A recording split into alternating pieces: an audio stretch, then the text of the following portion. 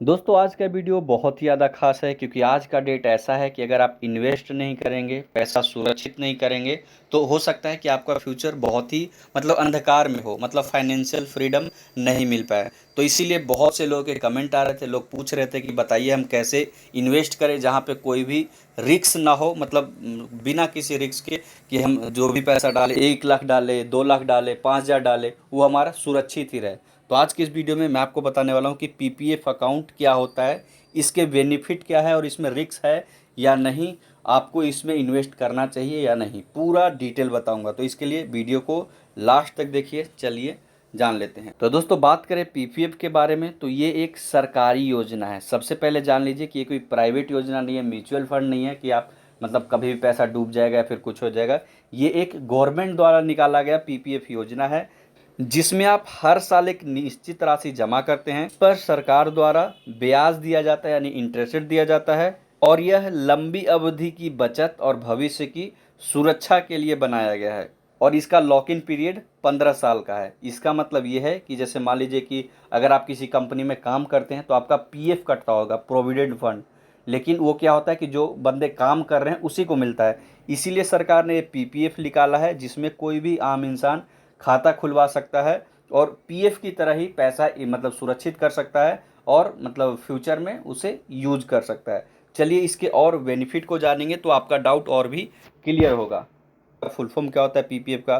तो public provident fund, ये एक सरकार की योजना है जिसमें आप हर साल एक निश्चित राशि, जैसे मान लीजिए कि 10,000, 20,000, 50,000, 1 लाख, एक निश्चित राशि हर साल आप उसमें जमा करते हैं। इस पर सरकार द्वारा ब्याज मिलता है, गवर्नमेंट द्वारा ब्याज मिलता है। ऐसा नहीं कि कोई भी प्राइवेट संस्था है कल बंद हो जाएगा, परसों आपको कम ब्याज देगा, ऐसा नहीं है। इसलिए इसमें जो इंटरेस्ट रेट होता है वो भी हर साल गवर्नमेंट ही जारी करता है कि इस साल पीपीएफ पे कितना प्रतिशत इंटरेस्ट रेट मिलेगा, क्योंकि इसको रेगुलेट गवर्नमेंट ऑफ इंडिया ही करता है। अब एक उदाहरण देता हूँ तब आपको और भी क्लियर हो जाएगा।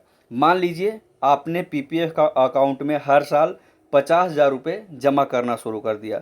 15 साल बाद आपको जमा की गई राशि के साथ ब्याज दर के साथ पैसा आपको रिटर्न मिलेगा। यह पैसा बच्चों की पढ़ाई के लिए, शादी या फिर रिटायरमेंट में काम आ सकता है। अब जैसे मान लीजिए कि आपके बच्चे को आपका बच्चा भी 5 साल का है और 15 साल बाद वो हो सकता है कि हायर एजुकेशन में उसको पैसे की ज़रूरत पड़े, तो पैसा कैसे आप सेव करेंगे? इसमें आप हर साल डालते रहिए और 15 साल का लॉक इन पीरियड है, उसके बाद आप इसमें विड्रॉ करके उसकी पढ़ाई में इसे यूज कर सकते हैं। अब बात करें कि पीपीएफ के फ़ायदे क्या हैं। ये तो मैंने आपको बता दिया कि क्या है, कैसे काम करता है, क्या बेनिफिट है। कुछ और फ़ायदे जो हैं वो भी मैं आपको बता देता हूँ। पीपीएफ का पहला फ़ायदा तो ये है कि पीपीएफ में जो आपका पैसा है सरकार द्वारा सुरक्षित माना जाता है, क्योंकि आज इन्वेस्टमेंट के बहुत सारे तरीके हैं और उतने तरीके फ्रॉड के भी हो चुके हैं, क्योंकि बहुत सारी कंपनियां आती हैं कि 5 साल में पैसा डबल हो जाएगा और 5 साल बाद वो कंपनी ही बंद हो जाता है। लेकिन ये गवर्नमेंट द्वारा लागू किया गया है, गवर्नमेंट द्वारा रेगुलेट होता है, तो ये बिल्कुल सेफ एंड सुरक्षित है। वहीं बात करें जमा की गई राशि पर अच्छा ब्याज दर मिलता है। पीपीएफ टैक्स भी बचता है इसमें।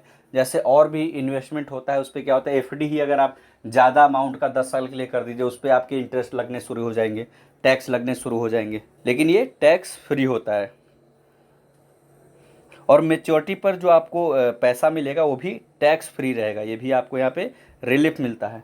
मेच्योरिटी यानी कि जो आपने हर साल जो भी पैसा जमा किया है 15 साल बाद आप निकालते हैं तो एक बड़ा अमाउंट बन जाता है, तो उस पर जो टैक्स लगेगा वो भी आपको फ्री होता है। लंबे समय में बड़ा फंड बनाने में मदद मिलता है। जैसे मान लीजिए कि आप ऐसा अगर इसमें जमा नहीं करेंगे या फिर आप घर पे सोचे कि मैं 5 साल में 5 लाख रुपए जमा कर लूँगा, तो आपसे हो ही नहीं पाएगा। लेकिन ऐसा कोई फंड आप लेते हैं जहाँ पे हर साल इतना जमा करें, तो इसके तहत आप जमा कर सकते हैं। तो दोस्तों पीपीएफ के बारे में तो मैंने पूरा डिटेल आपको बता दिया। तो दोस्तों कमेंट में एक और बहुत ज़्यादा सवाल यहाँ पे लोग पूछते हैं कि पीपीएफ तो मैंने बता दिया कि ईपीएफ क्या होता है और वीपीएफ क्या होता है।